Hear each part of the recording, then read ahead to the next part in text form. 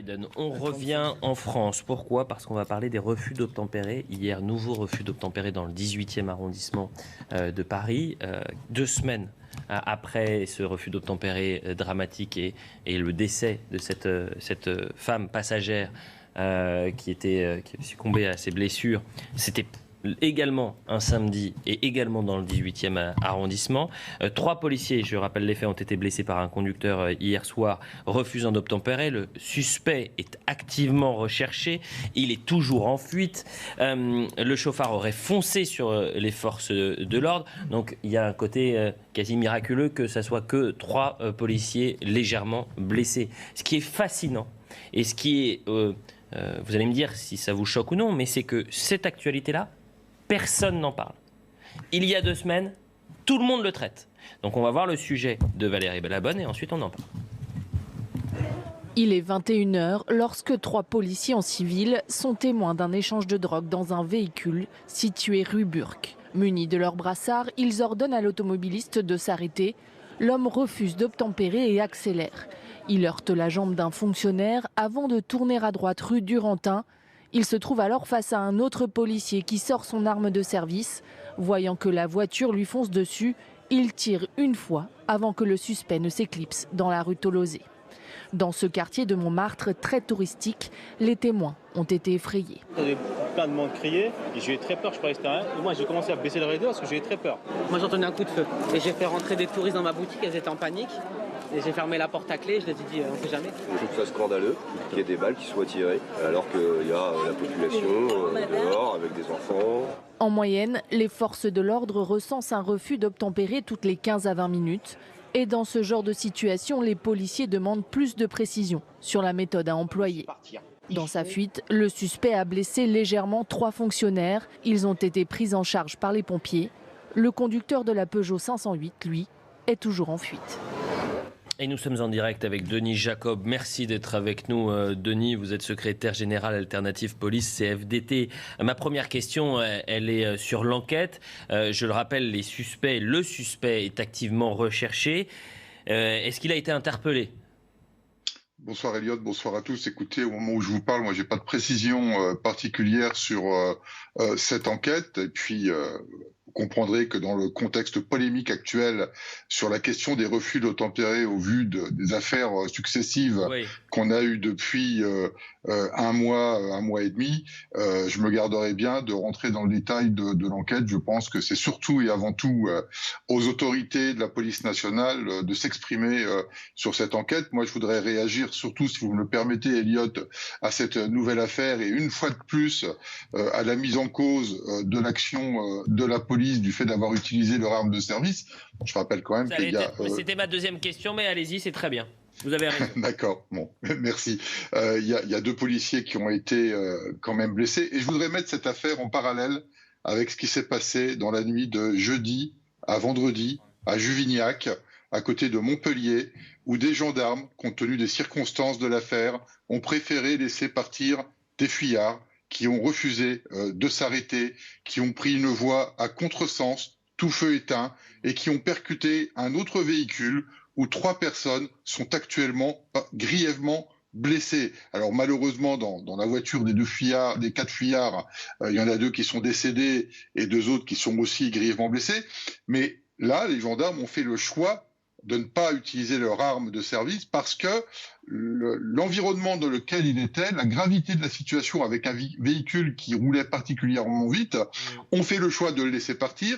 Ils l'ont pris en chasse avec gyrophare pour avertir les automobilistes qui arrivaient en face du véhicule qui les précédait parce qu'il roulait tout feu éteint.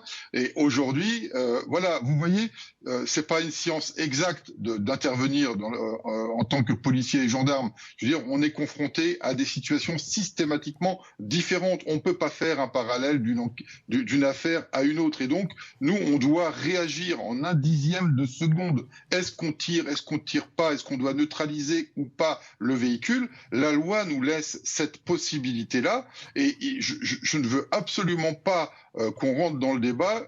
Il faut interdire définitivement ou tout autoriser.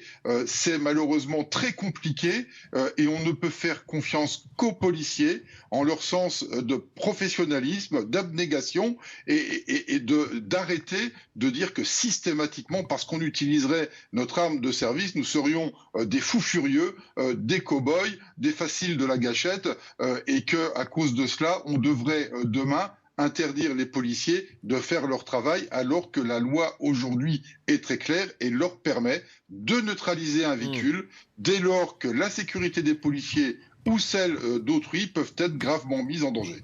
Denis Jacob, on entend votre colère, on va faire un point sur l'information et on revient et on continue d'en parler. C'est la clé. Juste une dernière chose, je vais aller voir Denis Jacob pour une dernière question. Parce que maintenant, ce que je veux savoir, c'est quelle solution pour protéger ou sécuriser ou mieux encadrer l'intervention des forces de l'ordre. Vous préconisez quoi concrètement ?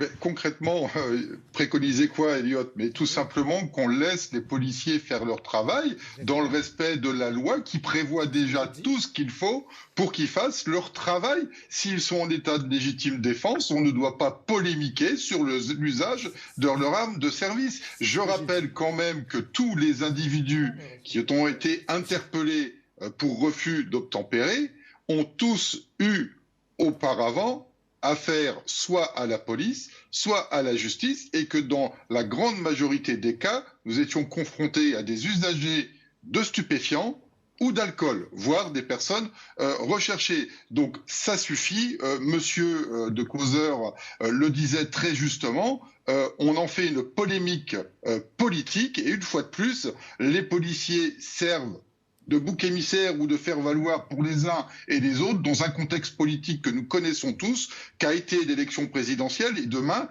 l'élection législative. Et ça suffit. On en a marre, nous policiers, de toujours servir de punching ball dans le débat politique, qu'on nous foute la paix et qu'on nous laisse faire notre boulot. C'est tout ce qu'on demande. Je vais juste vous poser une toute dernière question, parce que concrètement, si demain un policier fait usage de son arme, la procédure et la loi oblige à ce que ce policier, si je ne m'abuse, eh bien soit entendu. Bien sûr, mais là aussi. Et si je dis pas de bêtises non plus, il est placé en quelque sorte automatiquement ou non en garde à vue? Non. Oui, mais bien, il peut être placé en garde à vue. La garde à vue, ça veut dire la garde à vue, c'est être mis à la disposition de la police et de la justice pour les besoins de l'enquête.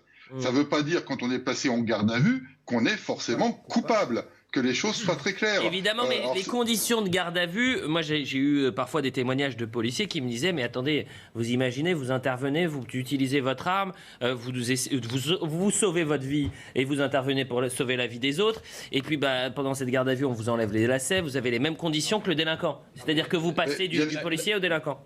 Bien évidemment que c'est très frustrant. Nous sommes policiers, nous représentons la République, nous représentons la loi. Bien évidemment que c'est frustrant d'être présumé coupable avant même que l'enquête ne soit commencée et que nous avons...